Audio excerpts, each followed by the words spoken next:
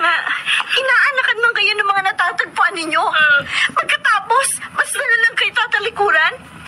Kaya sana itigil nyo na yung obsesyon ninyo sa kahahanap ng lalaking akala ninyo hahangaw sa inyo sa kahirapan. Pero hindi pala.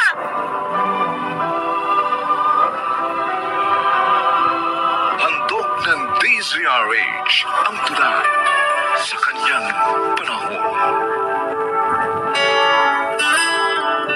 Paano nga ba magiging malakas para sa kahinaan ng isang minamahal? Mga kaibigan, narito po ang naging karanasan ni Cindy sa ating dulang sa kanyang panahon. Para sa kahinaan ng isang minamahal. Mga kaibigan, narito po ang naging karanasan ni Cindy sa ating dulang sa kanyang panahon.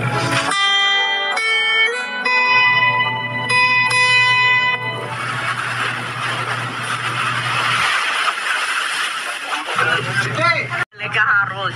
Buti na lang pinagreserba mo ako na isang banyera. Kung hindi, wala na talaga akong abutang bangus na mabibili dito sa Fishport. Tanghali na eh. Kailangan talaga maaga ka sa pamimili rito. Oo nga. Yung iba nga dito na natutulog sa pag-aabang ng kanilang mga paninda. Kasi naman hindi rin ako makaalis ng maaga sa bahay. Alam mo na, ang dami kong obligasyon.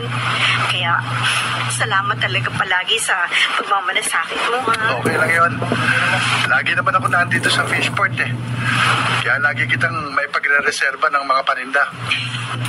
Nasa na yung inarkila mong tricycle? Para maisakay ko na itong mga bangus mo. Ay, doon, sa may gilid na Fishport pumarada. Tara!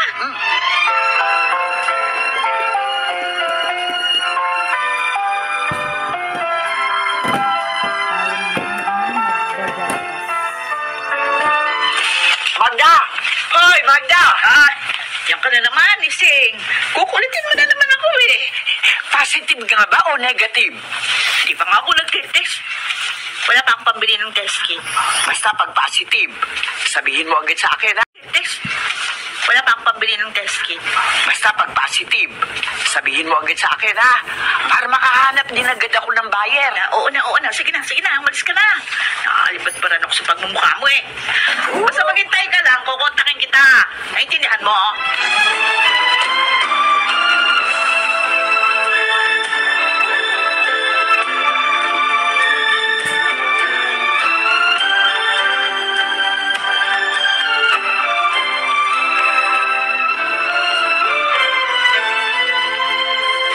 Gabi na. Bakit nakamukmuk pa dito sa hagdan, Obet? Isa naman sa inay. Ano ba naman yan sa inay, ate? Ang tatanda na natin, wala pa rin tigil sa pagpapabuntis kung kani-kanino. Nakikipag-away tuloy ako dahil sa kanya Totoo ba yung sinasabi mo? Oo. Dinatan ko nga kaninang suka ng suka sa may lababo Nasaan ngayon si inay? Ano sa kawarto niya? Nakahiga sa papag niya. Nanlalata na kasusuka. Yun, Nay! Ano ba yun, Cindy? Kung makakato ka naman, halos gibain mo na itong pinto ng silid ko. Inay, umamin ka. Buntis ka na naman? Oo. Bakit? May problema? Nay naman! Hindi ka na ba talaga titigil sa pagpapabuntis kung kani-kanino? Yung dalawang ipinanganak mo nito nakaraang magkasunod na taon, ni hindi namin alam ni Obet kung saan mo dinala. Tapos eto, buntis ka na naman? Pinagbili ko nga sa incheck, di ba? Huwag ka mag-alala. May bayar na si Ising sa pinagbubuntis ko. Kaya hindi madadagdagan yung mga pakainin mo. Yun nga masama, Nay Ginawa niyo ng negosyo yung pagbubuntis ninyo. Bakit pa parang hindi niyo alam na malaking kasalanan yung kinasanayan yung yan? Bakit mo ba kasi ko pinakikialaman? Ay, mag-asawa ka na rin.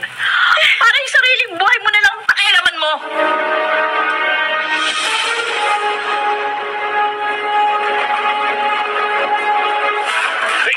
Ano? Ha? Hindi mo na ako. Alis yung pagkakasakal mo sa akin dahil kung hindi tatadyakan kita. Itiwan ko lang kayo. Kapag nangako kayo sa akin, hindi nyo napapatulan ng kahinaan ninyo. Yung nanay mo nangakit sa akin. Siya nagbigay ng motibo. Ano Ano pala na ito, Mang Pianong? Kaya sa akin, hindi niya napapatulan ng kahinaan ninyo. Yung nanay mong nangakit sa akin, siya nagbigay ng motibo. Ano Wala ba nang mawala na ito, Mang Bianong. Kapag nalaman kong pinakailaman niyo pa rin si inay, babasagin ko ng pagmumukha niyo. Ikadena mo kasi nanay mo. O kaya pagsuotin mo ng chastity belt. Ano? Para hindi na mabuntis ako.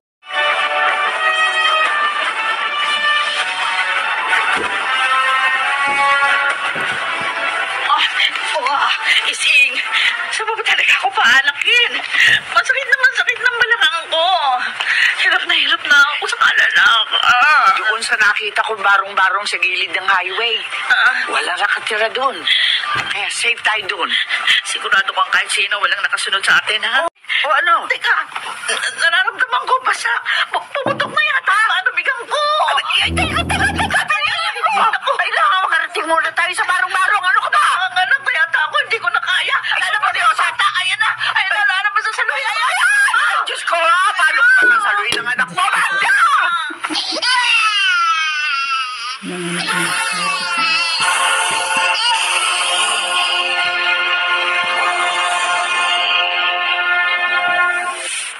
Ginagawa niyong biro ni Aling Ising ang buhay.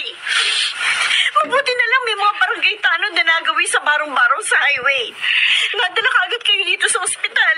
Pati na yung sanggol na isinilang niyo. Alam mo kung bakit ako nagkakaganito? Nay, hindi tama. Hindi tama na kapag iniwan kayo ng lalaki nakabuntis sa inyo, ipalalaglag nyo o ipagbibili nyo na lang ang sanggol na dinadala nyo. Para sa kaalaman nyo, Nay, diniretso ko na rin yung buyer ng sanggol na kausap nyo ni Aling Ising. Wala naman akong inasam. Kundi ang makatagpo ng lalaki. Magmamahal sa akin ng totoo. Eh, ang problema nga, inaanakan lang kayo ng mga natatagpuan ninyo. Pagkatapos, basta na lang itatalikuran. Kaya sana, itigil nyo na yung obsesyon ninyo sa kahanap sa lalaking akala ninyo ay hahango sa inyo sa kahirapan. Pero hindi pala.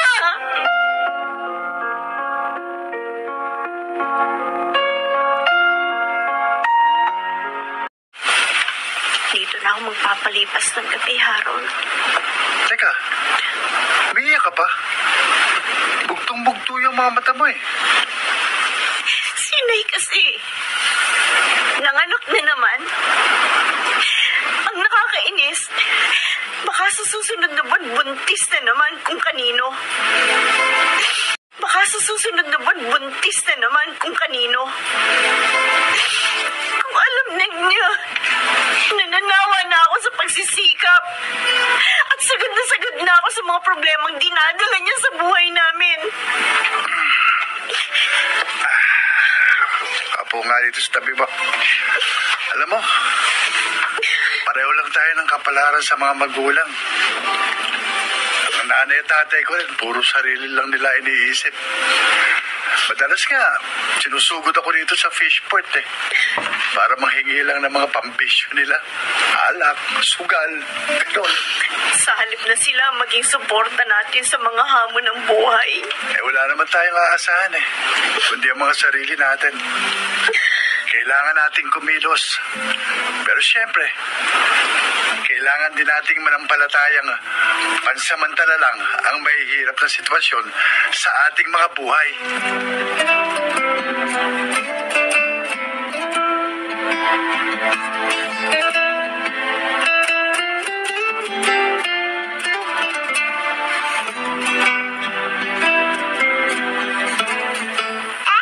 Obet? Obet, nasan si inay? Bakit basta nalang iniwan ng bata sa duyan? Hindi ko alam kung saan nagpunta ate. Nakukonsensya nga lang ako eh. Kaya hindi ko rin maiwan ang bata sa duyan. Pinatayan ko na rin. Kahit nainis ako kay inay. Eh, ang problema nga, dahil alam niya nandyan ka, tiyak na kung saan na naman siya nagpunta.